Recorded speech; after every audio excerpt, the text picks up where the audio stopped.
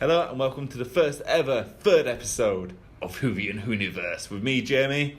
Me, Brian. Student. And... Oh, no. Lewis isn't here because his daughter, quote unquote, is more important than the podcast. Unbelievable. So we'll do the theme song without him until we get a real one. Dum da dum da dum da dum da dum da dum da dum da dum da dum da dum da dum da dum da dum da dum da dum da dum.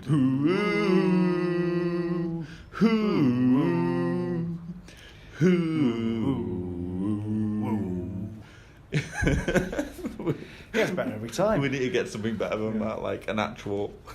Actually, you know what? When we get to like episode 100, we'll have a theme tune by episode 1. Oh, we'll just be like a cappella, and it will sound perfect every time. I promise the readers we'll have a proper theme tune by episode 100. Yeah.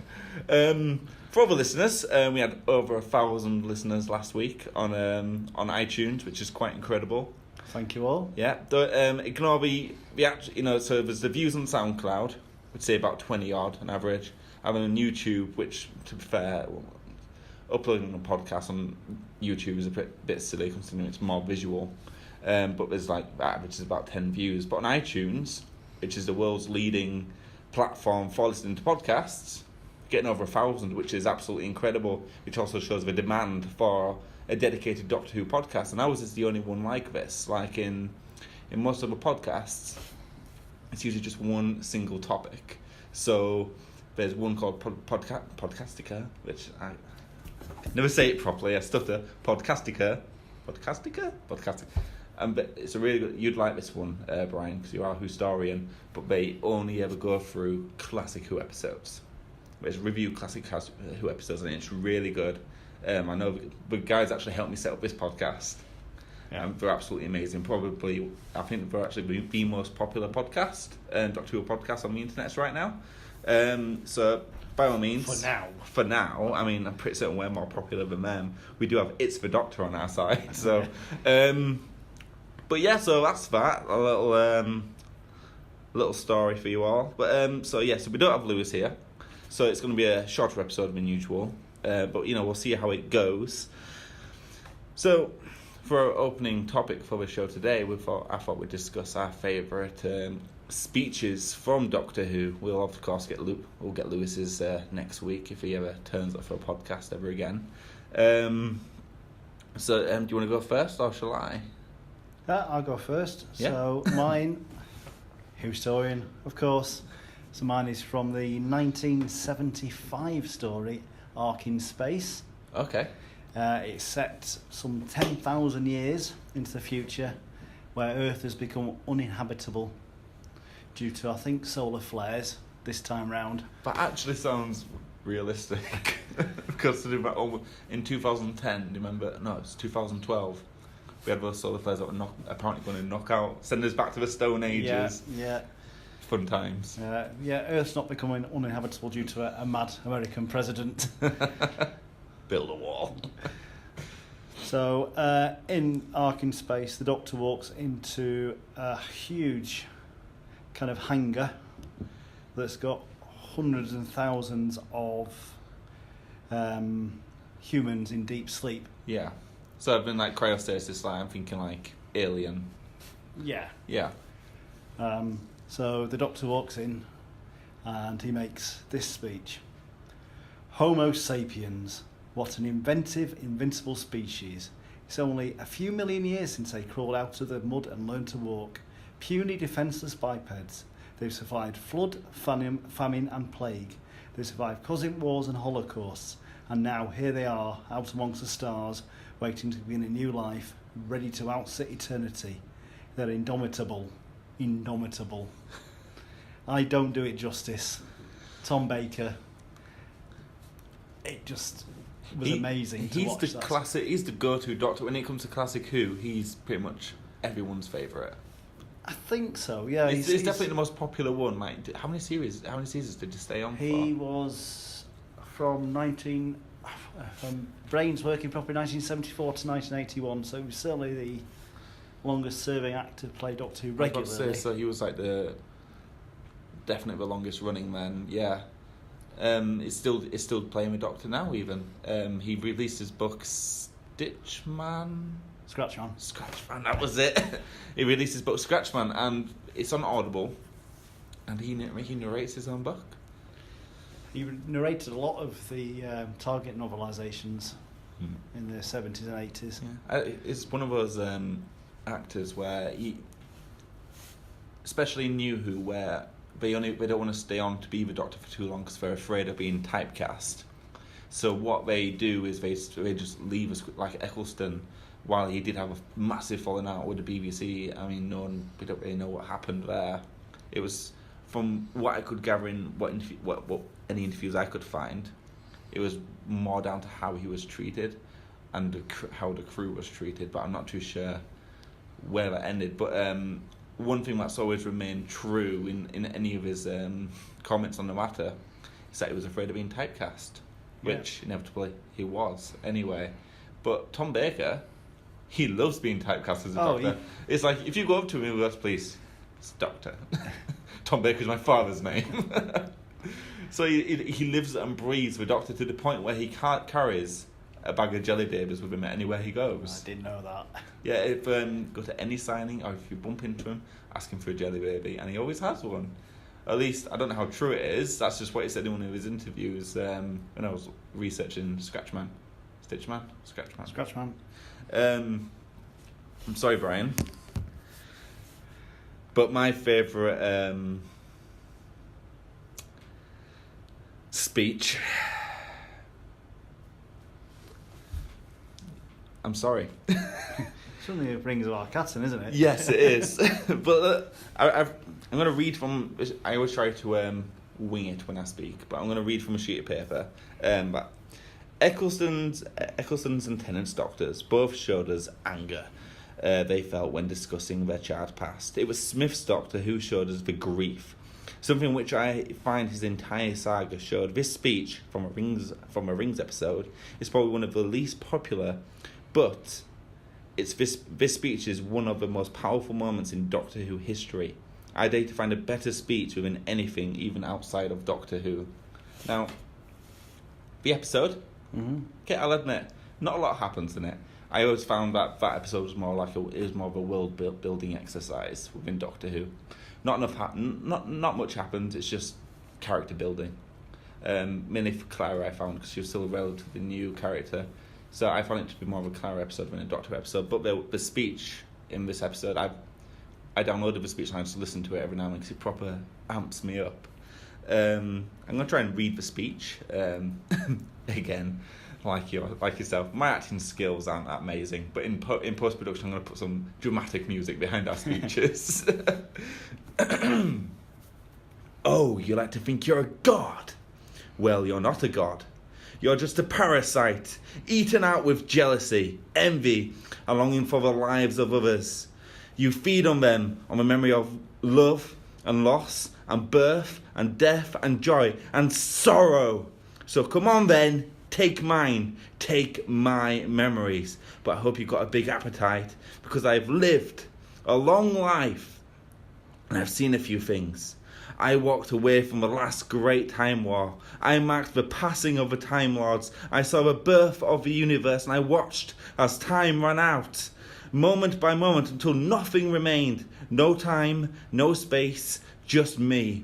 I walked in universes where laws of physics were devised by the mind of a mad man. And I've watched universes freeze and creation burn. I have seen things you wouldn't believe, and I have lost things you will never understand. And I know things, secrets that must never be told, knowledge that must never be spoken, knowledge that will make parasite gods blaze. So come on then, take it all, baby, have it. You have it all. That speech, I mean, my acting doesn't do it justice. Matt Smith is such a great actor. Oh, like, shadow of a doubt, yeah. When he was performing that speech, he was actually crying on set. Like, that wasn't acting. He was so moved by his own speech, he started crying himself. And we had to take a 10-minute time out so he could have a little cry, which was absolutely beautiful. But I found that speech to be the perfect description of how the Doctor's travelled through life. Yeah, and what he's seen and what he's lost. Yeah, and it's like he's. I mean, he brings it up on himself, to be quite fair. Like, why do you travel with so many people you know aren't gonna? You're putting everyone in harm's way, but it's like I find it's just to be so beautiful. Like he's a talker essentially. Yeah, That's what the Doctor is, which I find is very British. He doesn't solve his problems with violence. He talks his way out of every situation, which I've never understood why. Oh, he's the war Doctor. He's a war hero. He had a chat. yeah, He had a chat, and he always finds the peaceful option, which I always find to be the most inventive. When it comes to writing Doctor Who, must be so difficult because you've got to create an enemy who solves everything with violence, and then solve everything without violence. yeah. Almost every other sort of hero in science fiction would blow things up and Yeah, I mean, shoot. Look at the baddie. Alien, Terminator. I'm struggling for Star Wars, Yeah, Star Trek. It's always violence. Like even Star Trek with their horrible acting. Those fight scenes in Star Trek are horrible. But if you just focus on the story and talking your way out of a situation, because none of the Doctors really fight. no, I think there's been a few occasions where they may have held the gun, but very rarely used the gun. no. Pertwee was the third Doctor was quite an action Doctor. He'd have a few fight scenes with the Master, with various enemies. Didn't he have a fight scene with? Didn't they fence? Yes, they did. And And I think it's purely because John Pertwee and Roger Delgado were both expert swordsmen and just wanted to show off.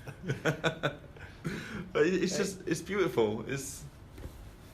They don't fight. No. I absolutely despise the term the War Doctor, and I think it creates sort of a bad. You know, when you're trying to get a new Whovian to come in and watch Doctor Who, and you're hearing about all these stories about the Doctor, and none of these stories about the Doctor are about any particular Doctor Who episode. They're about the stories they've heard within a Doctor Who episode, like he's the War Doctor, he's the last great time, or he destroyed like 11 million Daleks, you know, and brought around the end of an entire race. What actually happened was he time travelled. Yeah. And then he had a chat with one of the Daleks, like, okay, we'll leave you alone. And then they left. And I think it creates like a bad expectation for what to expect within Doctor Who. And I think it's really difficult to bring new fans in as a result. Yeah, I mean, on the flip side, he did use the moment. He pushed a button Yeah. after having a chat for 2 hours. As far as the War Doctor and then subsequent regenerations are concerned, he did destroy Gallifrey and X number of billion people up on the planet. But he didn't. All that red button did was relocate Gallifrey. It didn't actually. This. Again, it was like that was in the time of the Doctor, wasn't it? Yeah. I think that's what it was called. And we go, I counted all the children that were lost, and then like, all we did was we just moved the planet, and then we got to go find it again, which we did. Yeah. So at the end of the day, nothing actually. It was more like a filler episode. I thought it was very good. But Oh, Time of the Doctor is one of my favourite episodes. Don't get me wrong, but is it bad that I kind of wish it all died? And I really wanted to understand the heartache of what he went through, and like he counted all the children that lost their lives. But no, they just moved the planet over. and then we're going to die anyway.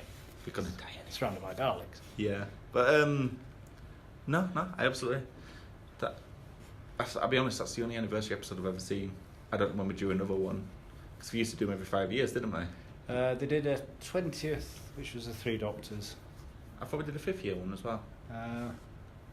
Actually, it wasn't, Have I got my maths wrong? because we did 5, 10, 15. Yes, I'm completely wrong. The 20th was the Five Doctors in 83. They did a 10-year, I think, which was the Three Doctors. 20, the Five Doctors. Mm-hmm. They did a 30th, which was called Dimensions in Time, which is never spoken of again. If you want to watch it, it's on YouTube. Oh, It's appalling. Wait, hang on. It's so bad it went on YouTube and BBC didn't remove it because they don't want to claim ownership. They're not getting litigious on this at all. It was a Doctor Who EastEnders crossover. No. And it was part of. I think it was shown on Noel Edmonds' house party. No. I'm afraid so. Don't watch it. It's awful. But actually, no. It's funny you'd mentioned that there was a crossover because I was thinking for one of the future polls, because I'm running out of ideas for the polls, we'll move on to that later. I was thinking what would be a really good Doctor Who crossover poll. Yeah.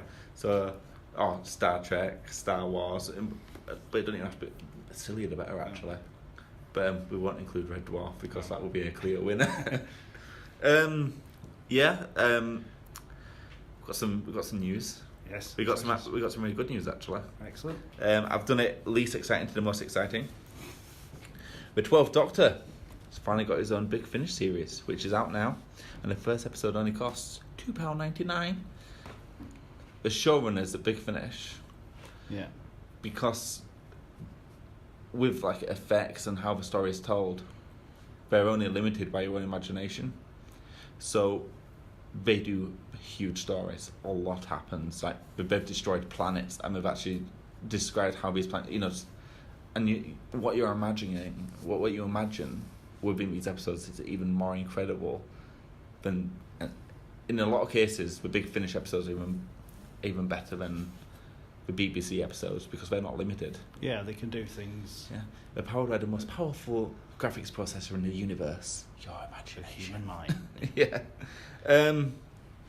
Now, according to the Mirror and the Daily Star, I do apologise, but not both quality papers. because they're both known for like dishing out the facts, Yeah. but they're also known for breaking embargoes. That's what they're famous for, really. They break embargoes. They announced that Jodie Whittaker was going to be the Doctor before, they broke the embargo on that as well. And Peter Capaldi, actually. So I actually kind of believe what I'm reading here. And I think you'll agree with me as well. According to the Mirror and the Daily Star, Doctor Who is set to return to Saturdays after a steady decline in ratings. The ratings peaked at 8.2 million, when averaging out to 5.2 million across Jodie Whittaker's debut series. That's the lowest Doctor Who has ever been. That's including classic series. Wow. I was actually looking at the ratings of the classic series as well. I figured because there were less televisions and at the time. There were 3 channels to choose from, basically. Yeah, I didn't factor that in actually. The ratings were really high. Yeah. We actually averaged around 9-10 million. We're talking Christmas numbers for a normal episode for them, which was absolutely incredible. Some stories attracted 18-19 million viewers, but there was a lot less choice. 3 channels. And it was a big family thing to gather around the TV on a Saturday night. I wondered how we were able to count all the viewers back then. Like, I know how I do it now, but back when it was all analog, so how could we possibly know? Speaking as someone whose mother was chosen as a TV audience counter, really? You're sent a little booklet and you write in what you've watched. It was that low tech. Oh my god. So it's kind of Are like... you serious? It's like a copy of the TV Times, but with a checkbox next to each programme. No. So you would tick it and then you'd send it back to the BBC. Seriously? Seriously, unless I've imagined this, but I'm fairly sure I haven't. Oh my god. That's absolutely incredible. That makes so much sense. Very low-fi. That is so logical. Yeah. I was thinking they had some sort of high-tech machine. No. No, they had a booklet that they posted to people. Wow. The next one, super exciting. Now this is the most exciting one for me because this is going to pull into a future segment Young and We're leading once we finish with class. According to DoctorWhoWatch.com, a rival website, still working on Whoniverse.com, but it's coming soon. BritBox, which is a streaming service in Canada and US, is set to make its debut in the UK, bringing with it the likes of EastEnders, Coronation Street on demand. But most importantly, though, it has the world's largest collection of Classic Who episodes. So basically, every Classic Who episode that basically still exists. They all still exist, Brian. I have hope. I haven't lost hope like you have. But yeah, the ones that still exist. But I was thinking this would be really useful. It's very exciting news for fans of Classic Who and classic television programmes. Yeah, it's just nice knowing that we pay our TV licence and now we have to pay even more to watch reruns. I understand it's going to be about £5 a month from what I've read. £5 a month? Yeah. That's actually quite reasonable. That's very well. I pay $7.99 a month for Netflix. So I pay £2 a month for Netflix, but that's because we spread the cost around the entire family. Yeah. So like, we got the multi-screen or the multi-screen if you're silly American, and we just spread the cost. So we might try and do the same thing with BritBox as well, and get it down to about 50p a month. Yeah. So we won't be breaking the bank there. That is actually really exciting news, and we can use that because when you do, have you done much thought about the history section, like about how you possibly want to do it? I was thinking I would probably watch a classic story each week. So give my thoughts on it. So what? Cause I don't know how I kind of know how they worked, but not fully, not to your extent. Yeah. So when you're saying story, I'm thinking of like the 4-parters, like each part, yeah. So so we're gonna watch an entire story then. Yeah. How long were the episodes back then? About 25 minutes. That's really short. So basically, one story is one normal length episode now. Pretty much so, yeah. Okay. What was it? Well, it's really short. Oh, no, it's 4 25-minute episodes, so that's 50, 100 minutes. So what? As somebody who's never really seen, I've seen the first episode of Doctor Who. By the way, it's horrible.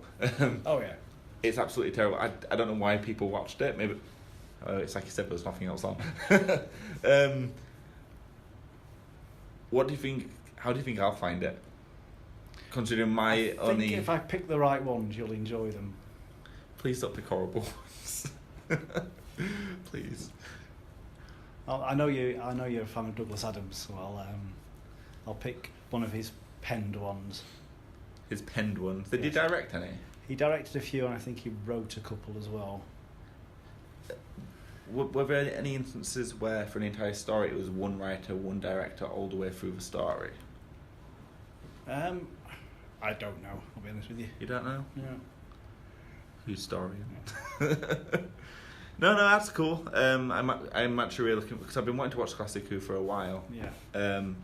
My missus loves Doctor Who, but she only watches New Who. Mm-hmm. We tried to watch Classic Who, but we watched the first episode first, Brian. Yes. We know how that turned out. It's not a great episode, and because me and my missus we watch our TV typically time together, she didn't want to watch it. No. So when we watch Class and such, I always I have to watch it on the train, and I've probably finished Class on my breaks here. So I watch it in 4 parts. I watch it like a Classic Who story. Yeah, whole 4 parts. Yeah. The next segment. Can I just say? I from my Who news last week about the recreation of Mission Reveal. Oh yeah. I owe the good people of the University of Central Lancashire a big apology. I credited the University of Cardiff with doing this project. It was actually, in fact, UCLan who did it. So, if there's any listeners from the University of Central Lancashire, please don't get angry. I didn't get any angry emails, but then again, I haven't set up an email address for the podcast yet. Before you do, I want to clear up that and apologise to both sets of universities. That's something I might do next, actually, because we're getting plenty of listeners now. I'm wondering if we could get certain listeners to write into us. So next week, which it will be just me and Lewis and possibly a special guest star, who I hope to have here today, but she bailed. Don't worry, she didn't listen. I'm hoping to have an email address so we can have another section. I don't know what we'll call it. Reader mail? I don't know. Who mail? Yeah. Doctor mail? That sounds creepy. TARDIS mail. The TARDIS postbox. Gallifreyan gabble. Gallifreyan gabble, that's a good one actually. So feel free to post into Gallifrey and Gaggle at Whoniverse at gmail.com. Have you got anything else for the news section? No, that was just wanted to clear that up. So, next one is voting in the TARDIS. So, the poll was, what is the best mode of transport through time? So we had the DeLorean, Stargate, Wave Rider, and the phone booth. Now, personally, I'd have picked the Wave Rider. Yeah. Just because it's such an amazing ship. It's probably the best ship ever. It's up there with the TARDIS when it comes to travelling through time. What would you have picked? Or do you think for something... Oh, yeah. I put Stargate because Puddle Jumper was stupid. Yeah. But then we found out it was actually called a Puddle Jumper. We're not going down that road again. Nope. I probably would have picked DeLorean because I think the Back to the Future films are fantastic. It's not very practical though, is it? It's not, but that's why I like it. You do understand the Wave Rider is just a giant DeLorean. I don't know what it is or where it's from. Wave Rider? Yeah. You need to watch The Legends of Tomorrow with the likes of Ray Palmer, The White Canary, Kid Flash, Heatwave. What you've got to know is how time poor I am at the moment. I've got a wedding to plan and organise. Oh yeah. But weddings are fun. Yeah, when I can give all my attention to them. Okay, to be quite frank, my wedding was probably the most boring day of my life. No, I absolutely love my wedding. I had 2 weddings, so that was great. Happiest day of my life. Yeah. Someone's life. We'll get married someday, Brian. Yes. We got some comments before we announced the winner, although I think it's quite clear who won. Superman tweets. He said we should have put flying really fast until around the Earth anti-clockwise. That should have been an option. I told him it's stupid. Yeah, I agree. Time Monk says you forgot the TARDIS. No, I didn't. I just didn't want a clear winner, which I failed. Beach 007 said, "Oh my God, we forgot Red Dwarf. What have we done?" Beach 007. He's very, very wise, that man. Some would say. And Cassie in a Box says, "I picked Wave Rider. It has more room." Wouldn't be saying that if the TARDIS was on there. So I think it goes without saying, the DeLorean won 47% of the votes. It was a clear winner. Yeah. Stargate came second at 19%. And this is a first on Whovian Whoniverse. We had a tie for last place. Wow. Wave Rider and Phone Booth at 17%.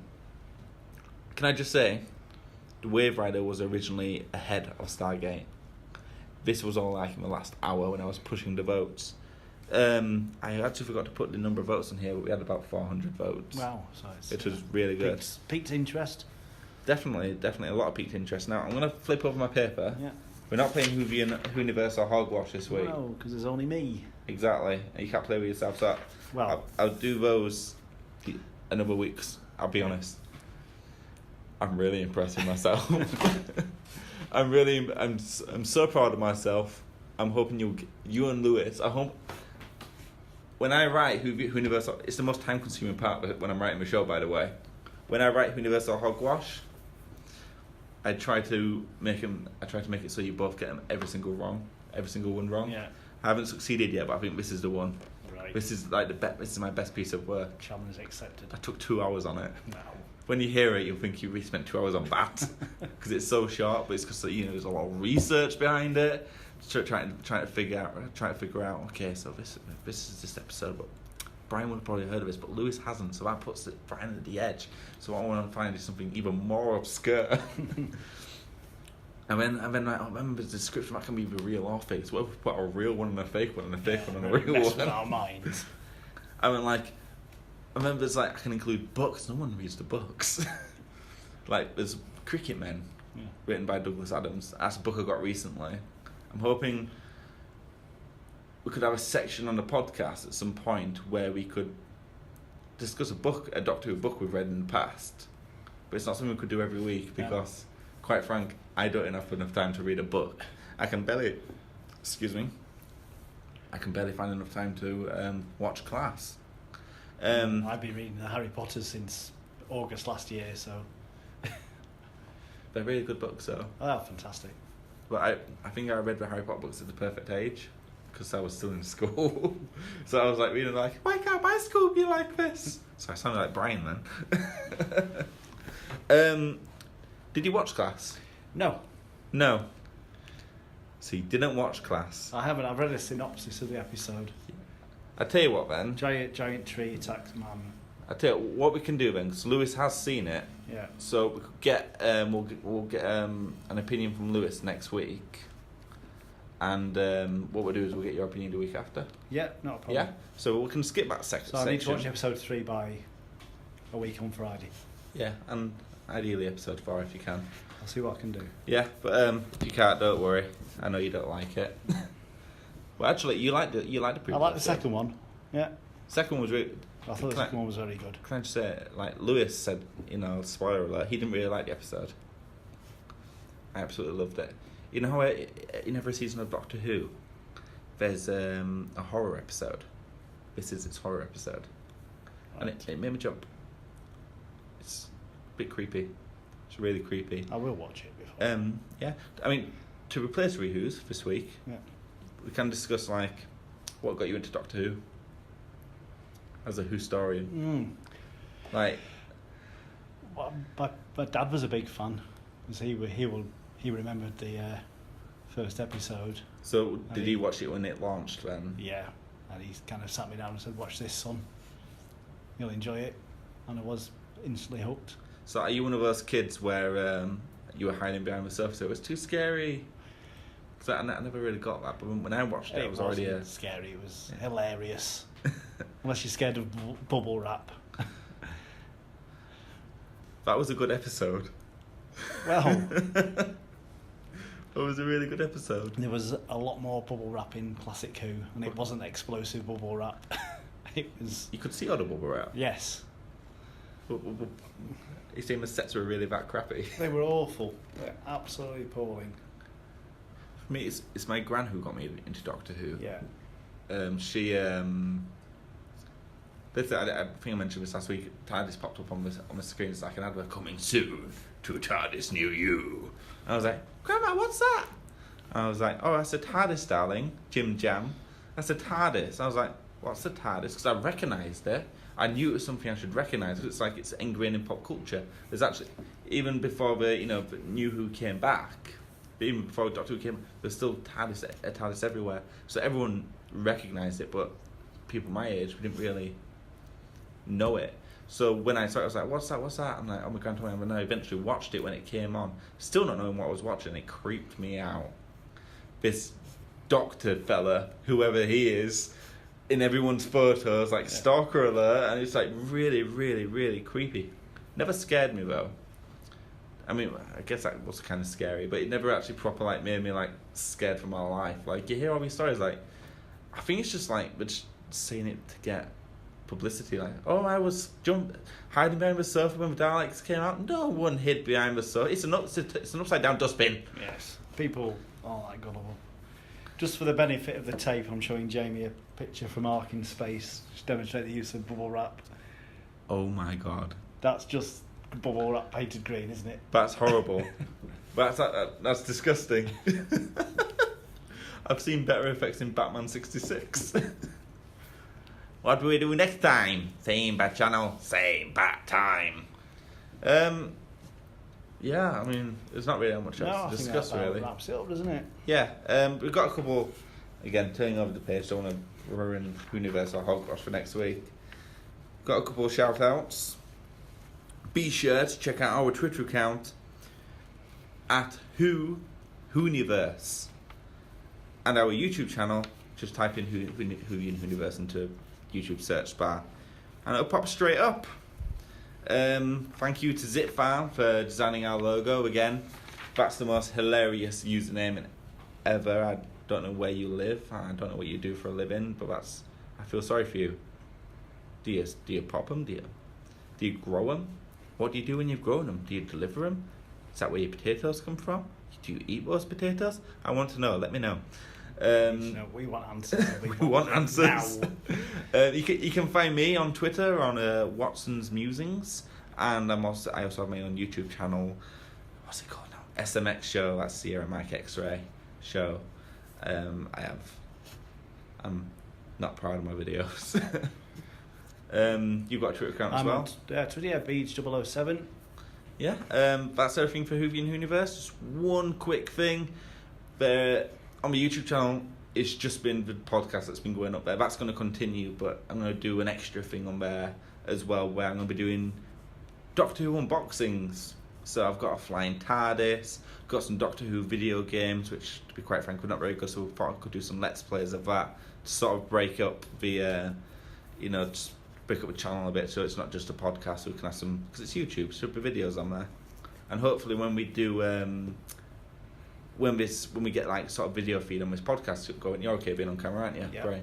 I think we could do some live unboxings, and what I'll do is I'll just cut that part out and I'll put that on the channel, and it'll be included in the podcast anyway. So that's something to look forward to in the future. You've listened to myself, Jamie. And me, Brian. And you've been listening to Whovian Whoniverse. Have a week!